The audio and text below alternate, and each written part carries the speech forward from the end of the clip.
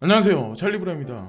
제가 방송 녹음을 준비하는 동안에 이더리움이 좀 약간 반등을 해서 30만원대를 훌쩍 뛰어넘었어요. 그래서 어떻게 될지는 일단은 모르겠지만 이더리움에 관해서 지금 해외 트레이더들 중에 만약에 10명이라고 따졌을 때 7명에서 8명 정도는 조금 좀 많이 올라갈 거다라고 이제 말씀하시는 분들도 몇몇 분들 계시거든요. 근데 그 사람들이 이더리움에 관해서 이제 상승할 거라고 얘기했었던 시점이 지난 한 3주 정도 지난 걸로 알고 있어요. 그래서 어쨌건 늦게라도 올라가서 일단 다행이라고 생각하고, 이더의 반등이 있기 때문에 분명히 XRP도 추후에 이제 영향을 받아서 뭐 한 280원대나 그때까지 올라가기를 저는 이제 바라고 있습니다. 저도 물론 투자를 진행하고 있기 때문에. 그래서 구체적인 사항은 이제 제가 방송에 들어가면서 하나하나 이제 사진을 보면서 이제 말씀을 드릴 거고, 일단 이자의 뭐 어떤 그 소득에 관해서 소득세를 뭐 내야 된다 이런 거에 관해서 요즘에 되게 국내에서는 핫하잖아요. 그래서 뭐 가상 화폐에 뭐 20%를 과세를 한다, 뭐 차익의 250만 원까지는 기본 공제된다, 뭐 이런 얘기 저런 얘기들 다 있는데, 뭐 250만 원까지 뭐 기본 공제된다, 이게 무슨 우리한테 무슨 의미가 있어요. 다 대부분 다 어떻게 보면 1억 이상 투자하는 사람들, 뭐 아니면 최소한 아무리 못해도 500 이상 투자하는 사람들, 그리고 소액 투자하시는 분들은 많이 없는 걸로 알고 있는데, 여기서 이제 제가 뭐 딱히 추려가지고 확고하게 딱 말씀 못 드리는 부분이 몇 가지 있는데, 그거는 향후에 이제 제가 좀 이따 다시 한번 말씀드릴 거고, 기사에 나온 내용을 일단 제가 한 번 더 읽어 드릴게요. 다만 250만 원 이하의 가상자산 소득 금액은 비과세하기로 했다. 의미 없는 내용이고, 자, 근데 내년 10월 1일 이전에 매입한 가상화폐의 취득가는 내년 9월 31일 날 시가가 된다. 무슨 의미인지 아마 아시죠? 그러니까 그때 그냥 시가가 된다는 의미예요. 여기서. 그러면 거기서 나는 9월 30일 이전에 팔아야 된다 라고 생각하실 분들은 있겠지만, 저는 그렇다고 생각 안 하거든요. 그냥 그때 당시의 가격이 그냥 거기서부터 다시 리셋해서 가지고 거기서부터 이득분을 다시 챙기기 시작하는 거예요. 그래서 2년부터 이제 과세가 들어가기 시작을 하는 거죠. 그래서 가상화폐 과세는 내년 10월 1일부터 적용되기 시작한다. 그래서 22년에 과세가 들어갈 거고, 기획재정부는 과거의 개별적인 취득가액을 산정하기 어렵고 의제를 하지 않으면 조세 회피를 위해 과세 직전 대량 매도가 일어나 시장 혼란이 있을 수 있다는 점을 고려했다고 설명을 했다. 자, 그래서 어쨌건 그렇고, 비트코인 매매 차익이 500만 원인 경우 50만 원의 세금이 부과된다. 차익이 50만 원에서 공제를 250만 원을 차감한 250만 원이 과표가 되고, 여기에 세율이 20%가 적용되면 세금이 50만 원이 된다. 근데 여기까지 일단은 좋아. 자, 1억 벌면 뭐 충분히 2천만 원 낼 수 있어요. 10억 벌면 충분히 예를 들어서 뭐 2억 원을 국가에 헌납할 수 있어. 자, 거기까지는 좋아. 근데 제가 가장 우려스러운 게 뭐냐면, 제가 한 가지 보여드릴게요. 소득세 최고세율이 45%다. 결국 부자 증세. 자, 이걸 여러분들 가만히 보셔야 돼요. 저는 뭐 지금 그 정도 돈이 있는 건 아니지만, 예전에 이제 좀 가상자산에 투자하면서 조금 벌긴 했었어요. 근데 자세한 이제 이 내용을 보시면 소득세 최고세율 인상, 과표 구간 조정한다. 자, 여기 보세요. 아까 20%라고 그런 얘기가 나왔죠. 그거는 그냥 겉에 이제 나와 있는 어떤 그런 내용, 그걸 보고 울분을 토하실 분 있겠지만, 이걸 보면 아마 더 뒤집어지실 거예요. 소득세 최고세율 인상, 과표 구간 조정. 자, 5억 원 이하는 6에서 40%다. 자, 근데 아마 이제 제 개인적인 생각인데, 향후에 이제 2017년 말과 같은 불장이 급작스럽게 뭐 1, 2년 내에 오지는 않을 거라고 생각해요. 저는 지금과 같이 야금야금 올라가되 천천히 올라가더라도 여러분들 충분히 주머니에 어느 정도 다 챙기실 수 있을 정도, 뭐 5억 이상, 뭐 10억대 뭐 이렇게 올라갈 거라고 그 정도까지 다 버실 거라고 생각을 하는데, 5억에서 10억 원은 여기 보세요. 세금 최고세율 인상이 42%예요. 그리고 10억 원 넘는다 이러면 여기 보시면은 45%를 걷어들여요. 이게 무슨 의미인지 아마 아실 거예요. 그러니까 거의 벌면은 거의 반은 국가에서 뜯어간다는 얘기야. 그럼 아까 초반에 나왔던 뭐 22% 내는 거 있죠. 지방세까지 포함해서 그거는 세 발의 피라는 거죠. 사실은 알고 보면. 예.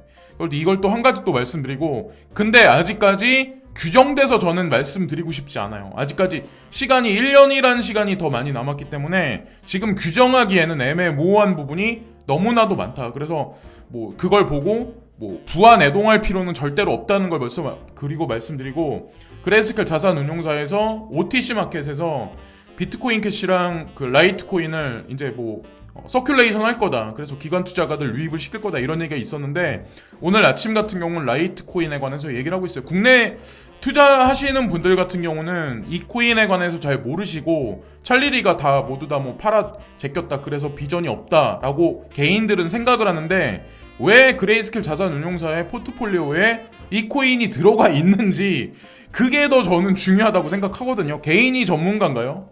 DCG 그룹이나 그레이스케일 자산운용사가 진짜 전문가다운 전문가들이지. 그래서 한 가지 제가 여기 보여드리면, 라이트코인은 쓸모가 없다. 오는 날 쓸모가 없다. 더 이상 좋은 게 아니다. 그러니까 개인들이 밑에다 댓글을 달아놓은 거예요. 그레이스케일 거기에 이제 보면 트윗에다 거기다 달아놓고 뭐 이 투자에 관해서 믿을 수가 없다. 더 이상 믿을 수가 없다. 이런 얘기. 그러니까 부정적인 얘기들이 되게 많아요. 그리고 여기 보면은 결정적인 얘기가 있는데, 라이트코인은 죽었다. 찰리리가 전부 다 팔아 제꼈다. 이런 얘기만 있어요. 자, 이러면 어떻게 될까요? 이 코인이 어떻게 될까요? 자, 그걸 또 한 가지 말씀드리고, 저는 조금밖에 없어요. 그레이스케일 자산운용사의 포트폴리오에 있는 것 같이 저는 조금밖에 없긴 하지만, 이거는 제가 주력으로 미는 코인은 아니에요.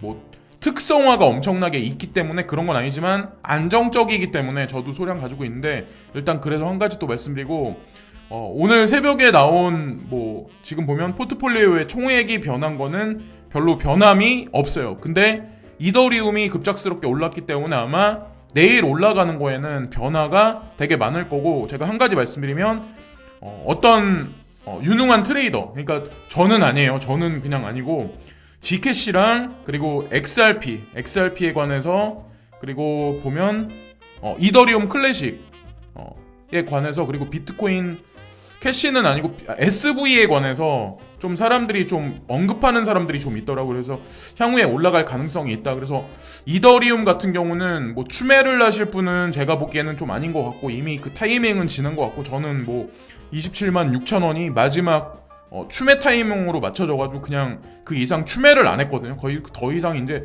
코인은 추매를 안 하기 때문에 일단 거기서 한 가지 또 말씀드리고, 자, 베리 실버트가 어저께 이제 연방은행에서 그런 발표를 했었죠. 전 미국 은행에서 가상자산에 관해서 커스터디 서비스를 진행할 수 있다라고 해서 오피셜하게 공식적으로 얘기를 하면서, 베리 실버트가 한 가지 되게 재미난 문장을 하나 딱 던져요. 나는 기대를 하고 있는데 모든 은행들이 나의 학문에 키스할 어떤 그런 거에 관해서 바라보고 있다. 기대를 하고 있다. 이 의미를 여러분들이 잘 보셔야 돼요. 제가 왜 자꾸 그런 말씀을 드리냐면, 여기 보면 GBTC가 있고 ETHE가 있고 ETCG가 있고, 얼마 전에 앞으로 이제 추가되는 건 비트코인 캐시랑 라이트코인이 추가되죠. 그리고 향후에 분명히 여기다가 OTC 마켓에 이게 추가되면 그레이스케일 자산운용사의 모든 코인은 코인베이스의 수탁 자산 관리 서비스를 받고 있고, 거기 이제 보관을 하고 있고, 코인베이스를 통해서 미국 전 은행들은 아마 제가 보기에는 커넥션 관계가 이루어질 가능성이 많아요. 그래서 그 은행들을 통해서 간접 투자 상품이 만약에 향후에 1년 안에 생성되기 시작을 하면, 코인베이스에 있는 코인들이나 그레이스케일 자산운용사의 유동성 공급을 그런 은행들, 시중 은행들을 통해서 지속적으로 들어올 가능성이 되게 높다는 거죠. 그래서 여기에 올라가 있는 코인들의 아마 시세 상승 분출이 어느 정도 향후에 있을 거라 생각하고, 그거는 베리 실버트가 본인이 농담으로 얘기를 하기 때문에 이제 그런 얘기를 하는 거고, 이더리움에 관해서 어떻게 보면 이게 헤드앤숄더 패턴이라고도 볼 수 있다 라고 어저께 이제 새벽부터 해가지고 어저께 밤에 계속 여러 명들이 떠들었다고요. 제가 이제 오늘 새벽에 보니까. 그래서 아니나 다를까 이더리움이 이제 쏘긴 쐈는데, 이번 달 말까지 $300, 그러니까 하나로 따졌을 때 한 36만원 정도까지는 올라가지 않을까 기대를 하고 있어요. 근데 저는 뭐 웬만하면은 수익 매매를 웬만하면 잘 안 하려고 하거든요. 지금 같은 때는.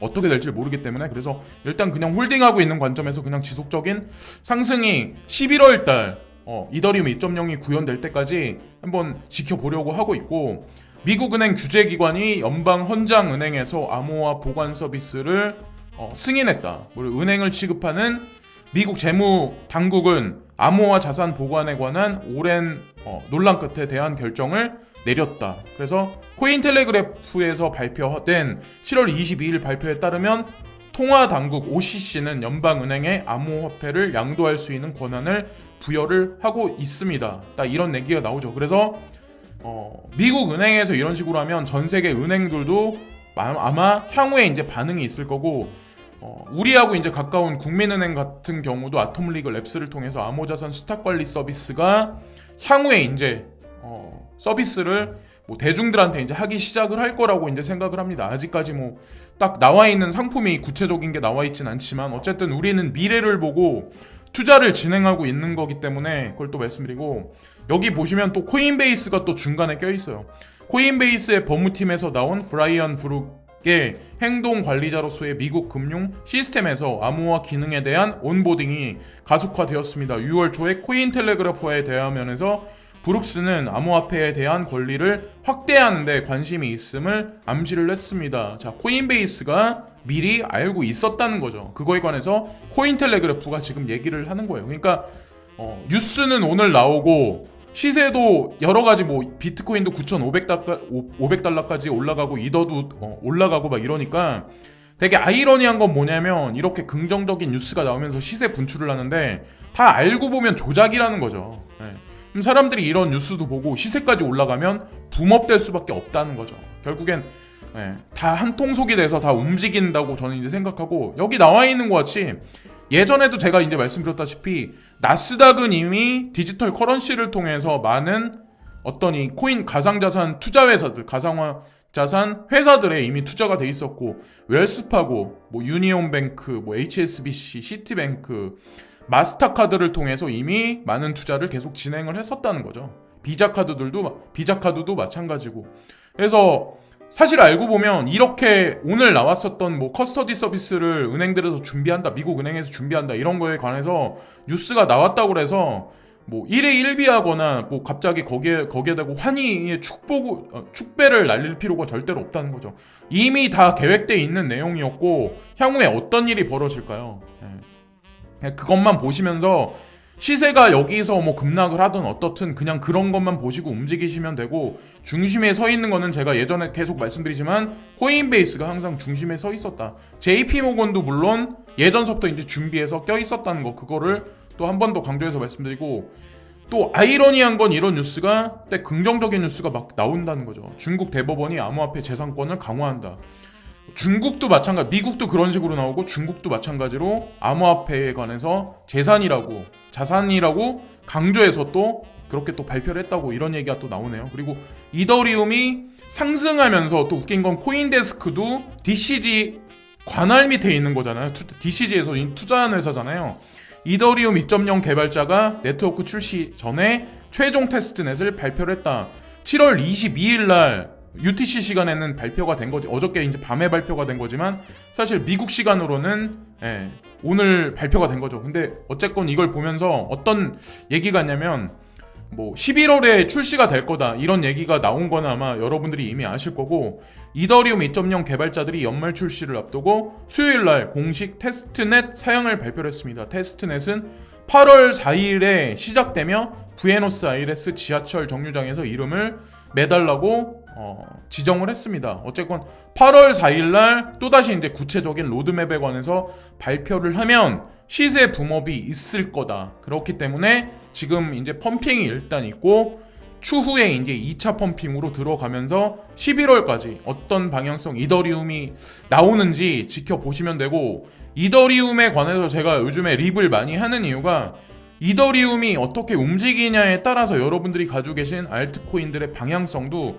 분명히 있기 때문에 저도 강조해서 제가 누누이 말씀드린 건데, 올해 언제까지라고 딱 제가 말씀은 못 드리지만 아마도 이더리움과 그 외 알트코인들 수익률이 비트코인을 앞지를 가능성이 높아요. 그러다가 어느 순간 비트코인이 막 이렇게 광기에서 막 이렇게 급작스럽게 펌핑하기 시작하면 비트코인 개수가 이제 줄어드니까 너무 욕심들 부리지 마시고, 만약에 이더리움에서 아니면 그 외 알트코인들에서 어느 정도 시세 차익이 나면 비트코인으로 야금야금 중간중간에 이제 바꿔두시는 것도 분명히 필요할 가능성이 있다는 거죠. 그걸 먼저 말씀드리고, 암호화폐 과세안에 관해서 코인데스크 코리아에서도 이제 한마디 던져서 이제 제가 말씀드리려고 하는데, 국내 거래소들에는 반사 이익 되나? 그래서 이 내용을 보시면 22일 기재부가 발표한 2020년 세제 개편안에 따르면 국외 거래소를 이용하는 투자자는 2021년 10월에 국세청에 계좌를 신고해야 한다.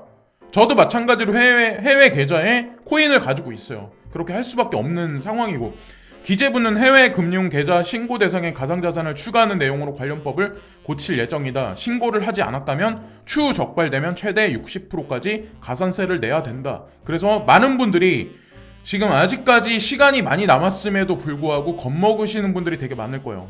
내가 가진 코인은 국내 거래소에 없는데 그럼 나는 어떻게 해야 되나? 가산세를 물어야 되는데. 근데 제가 이제 좀 이따 이제 다른 뉴스를 보고 한 가지 드리고 싶은 말씀이 있는데, 그래서 국내 거래소로 많은 코인들이 다 이동을 할 거다. 그래서 반사 이익을 받을 거다.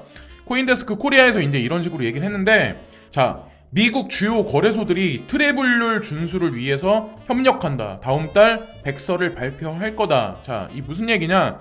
거래소들끼리 뭉친다는 얘기예요. 서로 이제 정보를 주고받고 그 교환에 관해서. 그래서 여기 보면 VA, SP, 워킹그룹에는 제미니 거래소, 크라켄, 비트렉스 등 미 주요 거래소들이 참여하고 있다. 시스템 구축은 또 중심에 코인베이스가 주도하고 있다라고 또 여기가 나와요. 자, 미국 쪽에서 이런 식으로 준비를 해요. 코인베이스가 주도해서 이렇게 준비를 해. 그럼 국내는 어떻게 될 것 같아요? 국내도 어떤 거래소가 주도를 해서 저는 이런 워킹그룹이 있을 거라고 생각하거든요. 그래서 중국 거래소 위주로 되는데, 그리고 미국 거래소 위주로 되는데, 유럽 거래소 위주로 되는데, 그리고 한국 거래소 위주로 되는데, 일본은 일본 거래소 위주로 되는데, 그렇게 먼저 파트별로 이렇게 움직여서 워킹그룹을 만들고 다시 그게 조인돼서 그 시스템이 단일화돼서 저는 움직일 거라고 생각하거든요. 그래서 제가 그런 말씀을 드린 이유가 FATF G20 재무장관 및 중앙은행 총재에 제공되는 보고서에서 트래블룰 같은 규제 조치의 효과를 높이기 위해서 각국 규제기관이 협력해야 한다면서 각국 규제기관이 VASP에 대한 정보를 조정하고 공유할 수 있도록 국제공조 체계를 수립할 계획이라고 밝힌 바 있다. 그럼 미국은 따로 놀고 한국은 따로 놀고 중국은 따로 놀까요? 저는 그게 다 엮여져서 뭉칠 거라고 생각을 하거든요. FT는 오는 10월 총회에서 암호화폐 산업에 대한 글로벌 공조 방안을 논의할 예정이다. 그래서 10월에 좀 중요한 회의가 있을 거라고 이제 생각을 합니다. 거기에 따라서 이제 많은 변화가 있을 거고, 세제안에 관해서는 모르겠지만 아직까지 시간이 남아있기 때문에 여러분들이 단정 짓기에는 좀 이르지 않나. 근데 어쨌건 1년간에 만약에 10억 이상을 벌면 아까 나와 있는 것 같이 45% 정도 국가에다 세금을 내야 된다는 거를 여러분들이 아시면서, 그리고 그러면 이민 가면 된다 막 이렇게 보시는 분도 있겠지만, 다른 나라도 부자 증세 내는 거는 마찬가지예요. 부자들은 다른 나라 뭐 프랑스가 됐건 어느 나라가 됐건 세금을 많이 내야 돼요. 뭐 중간에 탈세와 탈부파할 수 있는 방법들도 있는데 국세청 어떤 국가 기관들이 예전 같지 않더라고요. 이제 제가 가만히 보니까 한국도 마찬가지지만, 그렇게 보시면 되고, 또 하나 이제 이것도 이제 중요할 수도 있는데, 업비트를 사용하시는 분들 같은 경우는 뭐 내일 오전 아마 10시까지 기업은행하고 입출금 계좌가 운영되고 그 이후에는 K뱅크로 운영되는 걸로 알고 있어요. 그래서 마지막 시한이 내일 오전 10시이기 때문에 오늘 아마 K뱅크하고 업비트 계좌 인증에 관해서 마무리하시는 게 좋지 않나, 그런 생각으로 하면서 이번 영상은 마치겠습니다. 그래서 세금 체계에 관해서 겁내시면서 투자하시기보다, 아직까지 뭐 어떤 그런 게 딱 확실하게 나와 있는 게 아니기 때문에 돈을 많이 벌면 뭐 어느 정도 액수를 뭐 국가에 어느 정도 내는 거는 당연하다고 저는 이제 생각을 해요. 개인적으로 이제 저는 그렇게 생각을 하고, 한국을 떠나서 다른 나라 가서 인종차별도 당해보고 불합리한 것도 있어보고 답답한 것도 있어보고 이제 해보시면 이민에 관한 환상이 아마 직접 나중에 이제 앞으로 향후에 이제 가실 분도 있겠지만 예전 같지는 않을 거야 아마. 예, 동양인들한테 이제 대하는 게 자기네 밥그릇이 점점 이제 망가지고 깨지기 시작하고 본인들 배가 골기 때문에 아마 여러분들이 지금 매스미디어에서 보고 계시는 여러 가지 그런 것들을 직접 체험하실 수 있는 그런 게 아마 많이 있을 거예요. 저는 그래서 해외 여행도 안 가거든요. 갈 생각도 없고 더 이상 호기심도 없고. 그래서 오늘 지금까지 찰리브랑이었고요. 오늘도 시청해주신 모든 분들께 진심으로 감사를 드리고요. 구독과 좋아요를 끝으로 부탁드리겠습니다. 진심으로 오늘도 감사합니다. 여러분 좋은 하루들 되세요. 감사합니다.